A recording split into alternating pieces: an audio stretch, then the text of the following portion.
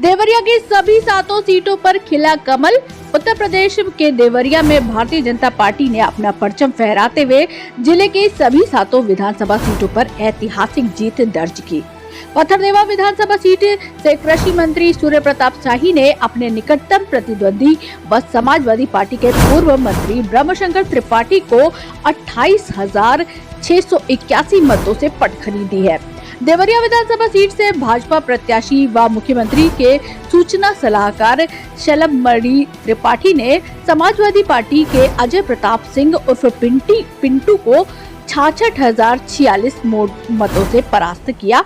वहीं रुद्रपुर विधानसभा सीट से उत्तर प्रदेश सरकार के राज्य मंत्री जयप्रसाद निषाद ने अपने निकटतम प्रतिद्वंदी व समाजवादी पार्टी के पूर्व मंत्री रामभुआल निषाद को 41,936 मतों से परास्त किया है।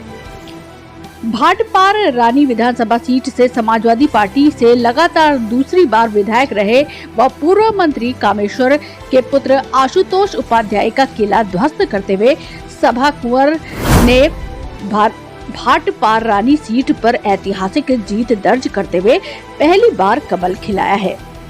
बरहज सीट पर भाजपा प्रत्याशी व भाजपा के कद्दावर नेता व पूर्व मंत्री रहे दुर्गा प्रसाद मिश्र के पुत्र दीपक मिश्र उर्फ शाका ने बसपा सरकार में अति चर्चित विधायक रहे राम प्रसाद जायसवाल के पुत्र मुरली मनोहर जायसवाल को कड़ी शिकस्त दी है।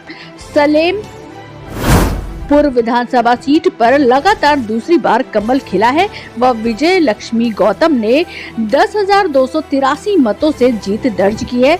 रामपुर कारखाना सीट के भाजपा प्रत्याशी सुरेंद्र चौरसिया ने अपने निकटतम प्रतिद्वंदी गजाला लारी को 10,283 मतों से हराया है। अभी तक के इतिहास में पहली बार कमल आपने खिलाया है भाटपार रानी में। इसको लेकर के आप क्या संदेश देना चाहेंगे? देखिए, ऐसा है कि सबसे पहले तो मैं पार्टी के शीर्ष नेतृत्व को धन्यवाद देना चाहूँगा कि मेरे जैसे साधारण कार्यकर्ता के ऊपर भारतीय जनता पार्टी के नेतृत्व विश्वास प्रकट किया। दूसरा यह है कि भारतीय जनता पार्टी के जितने पदाधिकारी थे, जितने देवतुल्य कार्यकर्ता थे, सबने प्राणपण से इस चुनाव अभियान को सफल बनाने में अपना संपूर्ण झोंक दिया था।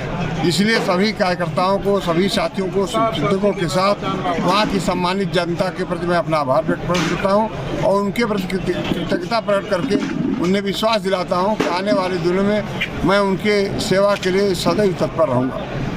वहाँ पुराना किला जो था सपा का, जो विधायक रहे बबलू उपाध्याय, आशुतोष उपाध्याय, और वहीं आपने पहली बार कमल खिलाया, तो क्या कारण है कि जो है उनको आप ध्वस्त करके आप जो अपनी वहाँ पे कमल खिलाया? देखिए, इसका सबसे प्रमुख कारण था कि देश के यशस्वी प्रधानमंत्री आदरणीय नरेंद्र मोदी जी और उत्तर प्रदेश के लोकप्रिय मुख्यमंत्री आदरणीय योगी जी जो जन कल्याणकारी कार्य किए थे, उससे आम जन में जो है भारतीय जनता पार्टी के प्रति जो है विश्वास था और उन लोगों को भी विश्वास था कि यदि भारतीय जनता पार्टी की पुनः सरकार नहीं बनेगी तो जो योजनाएं चल रही हैं सब बंद हो जाएंगी। इसलिए पूरा संपूर्ण समाज, जात मजहब, छोटा ऊंचा का भेदभाव उड़ा कर संपूर्ण समाज जो है लग गया था भारतीय जनता पार्टी के कमल को खिलाने।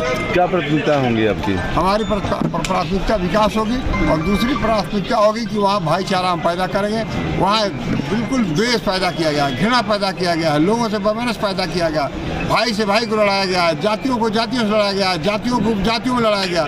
इस सब समाप्त करके समरसता पैदा करके वहाँ सौहार्द, करुणा और प्रेम पैदा करेंगे। साफ हुआ है कि आज माननीय मोदी जी और योगी जी की सरकार जनता के लिए और जनता के लिए है और जनता के लिए माननीय मोदी जी और योगी जी की सरकार है। नेताजी यानी दोनों का आपस में जो तालमेल है, या सपा नहीं कोई भी दल आएगा तो उनको पीछे जाना पड़ेगा। दूसरी बात है, सपा पहले यह तो देखे कि हम गुंडाराज समाप्त कर पाएंगे कि नहीं कर पाएंगे।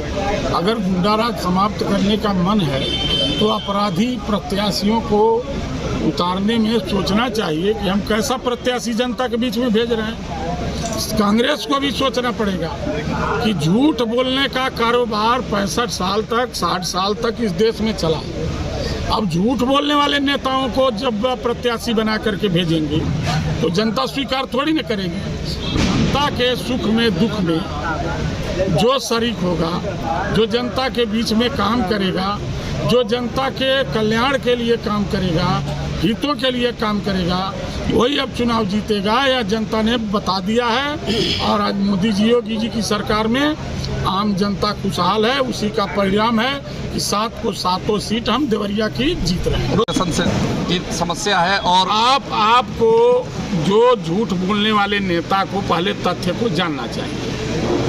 आज के कुछ दिन पहले रुद्रपुर बस स्टेशन पर टाउन एरिया के चेयरमैन, पिछले चेयरमैन के द्वारा दुकानें बनवाई जा रही थी बस स्टेशन के सामने। वहाँ के कुछ लोगों ने जाके कोर्ट में मुकदमा दायर किया और उस पर स्टे ले लिया।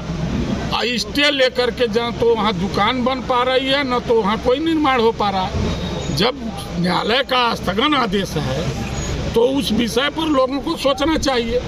उलूल जुलूल के बात लोग उठाते हैं, बात को नहीं समझते हैं कि है क्या कारण।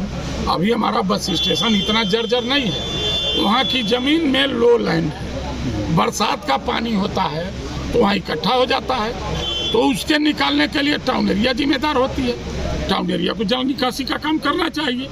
जो भी टाउन एरिया के अंदर, चाहे बस स्टेशन हो, चाहे अस्पताल हो, चाहे हमारा घर है होटल, जल निकासी का काम तो नगर पंचायत का है। तो नगर पंचायत का चेयरमैन नखादा है, वो काम नहीं करता है, इसके नाते वहाँ का हालात ऐसा है। सलेमपुर में ऐतिहासिक जीत दर्ज हुई है, आपकी क्या कहेंगे इस पर? सलेमपुर के सभी भारतीय जनता पार्टी के कार्यकर्ता और वहाँ के सभी सम्मानित जनता, माता बहन, किसान और सभी धर्म जाति के लोग, सभी ने हमें भारी बहुमत से आशीर्वाद दिया है। उन सभी लोगों को विश्वास को मिला,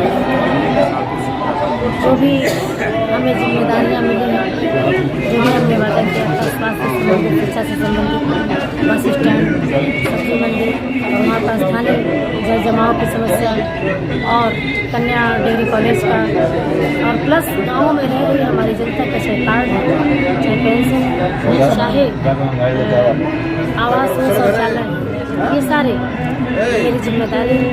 और मैं पूरी मेरी सरकार और मैं सारी सरकारी योजनाओं को गांव तक, माताओं बहनों तक, अंतिम व्यक्ति तक पहुंचाने की पूरी कोशिश करूँगी।